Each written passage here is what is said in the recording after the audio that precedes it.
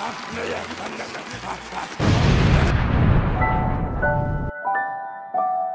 everypony! So, I've recently gotten into this little indie game, super small mobile game. You've probably never even heard of it. It's called Cookie Run Kingdom. It's super fun, it's super cute, it's a gacha game with cookies and events and all that good stuff. This isn't an ad, by the way, I just really like the game. I've been playing for the past like 2-ish weeks and I'm kind of already obsessed with it. My friends also play the game, so I thought it'd be fun to draw one of their favorite cookies as humans. I don't want to yap too much, so let's just get right into it. I started off with my girlfriend's cookie pick, Blackberry Cookie. I think it would be a really good idea to introduce each of the cookies, so I'll be reading the in-game description of them before I get to my own yapping. Blackberry Cookie always wears a reserved look, but it would be hard to find a more caring and devoted cookie. She has been working at one prestigious household for a long time, and is praised for her miraculous ability to do multitude of tasks in virtually no time. Despite Blackberry Cookie's tightest schedule, she always finds the time to save the life of her adventuresome employer, Adventurer Cookie. Perhaps this is her main duty these days. So, from this description, I got the vibe that she's always looking out for other people, even if she seems kinda distant. She seems like the type to act like she's indifferent, but she actually cares more than anyone else. Sadly, I think the way I drew her doesn't really get that across to the viewer, which I kinda regret. Instead of doing what I did for the LPS video, which was coming up with the vibes of the characters on my own, the Cookie Run characters already look pretty human. Looking back, I would have done this video differently, I think.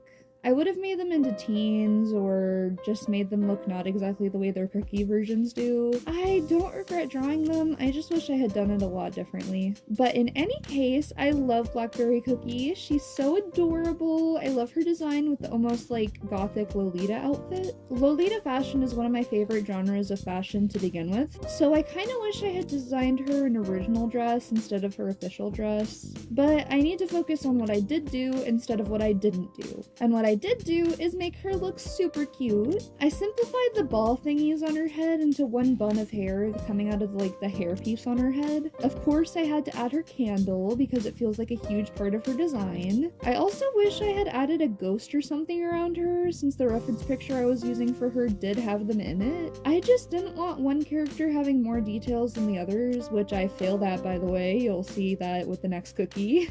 But I really like how she turned out. I love the colors and the shading I did, and I think it just turned out very cutesy. There's not much more to say about this one, since they're all just copies of the cookies designs, so let's move on to the next cookie. Madeleine Cookie? Or Madeline Cookie? I have no idea how to say it, but this is the next cookie in our roster. This one was chosen by my friend Graham, and this one almost made me quit art. Okay, maybe that's a tiny bit of an exaggeration, but it was hell trying to draw this guy. An offspring of the noble Cookies family from a peaceful republic across the ocean, Madeline Cookie, armed with his family's influence and new shiny armor, is already the commander of a knight order. On the day of his commander's oath-taking, Madeline Cookie dedicated himself to the divine and was granted the sword and shield of radiant light, which he prizes the most among his numerous possessions. The glorious knight commander's usual duties include trotting around the city on a snow-white sugar horse, or letting his heavy cape flutter dramatically on the wind during his sparring sessions. Not too long ago, the heroic Madeline Cookie set on a quest in search of the legendary Jam of Souls, capable of granting Cookies eternal life. Will the noble paladin's first campaign bear fruit?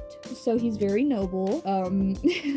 I'm also feeling like he's kind of smug about it from the description. Like, that description just sounds super smug to me. In any case, this drawing was a nightmare. If you've been around for a while, you'd know that I don't really go out of my way to draw things insanely detailed. I simply prefer to draw simple, cute things, you know? Despite this, my evil demon of a friend decided to give me someone that's not only wearing armor, but is also holding a massive and detailed sword. This drawing almost took half an hour longer than the other two did. Despite my complaining I'm actually super kind of obsessed with this one. Like, you know that feeling when you make a really good piece of art and immediately after you think, how the hell did I do that? That's how I felt after I finished drawing this guy. I hope you're happy, Graham, because I am, and thank you for pushing me to do things I'm not comfortable with. Anyways, let's move on to a cookie that didn't have me almost pulling my hair out. Licorice cookie, yippee! So I have a confession to make.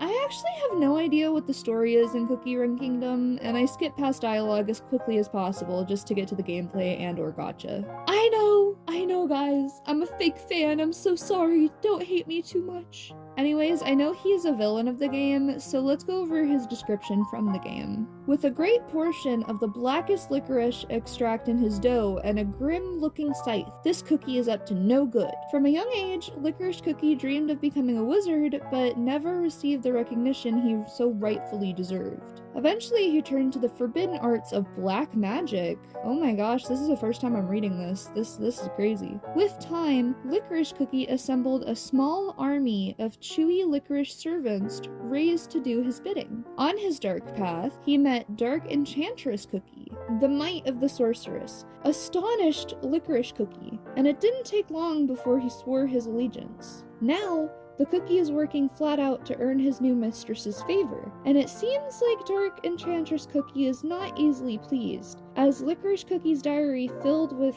everyday rants and complaints that could fill up an entire library. So his backstory is kind of a lot.